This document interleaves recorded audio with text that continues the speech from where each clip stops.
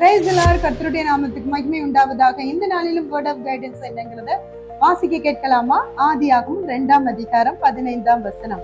தேவனாகிய கர்த்தர் மனுஷனை ஏதேன் தோட்டத்தில் அழைத்து கொண்டு வந்து அதை பண்படுத்தவும் காக்கவும் வைத்தார். ஆம் தேவ பிள்ளைகளே, ஆண்டவர் மனுஷனுக்கு கொடுத்த முக்கியமான வேலை இந்த பணி தாங்க.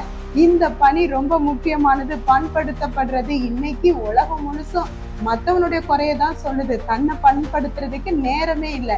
எப்போ ஒரு நிலம் பண்படுத்தப்படணும், ஆண்டவர் சொல்லியிருக்கிறார், நீங்கள் பண்படுத்தப்பட்டு விதைக்கப்படுவீர்கள். பண்படுத்தப்படாம விதை போடுறதுனால விளைச்சல் வர மாட்டேக்கு. ஆனா நாம பண்படுத்தப்பட்டு விதைக்கப்படும் பொழுது அதுல நிறைய இன்க்ரீஸ் ஆக முடியுங்க.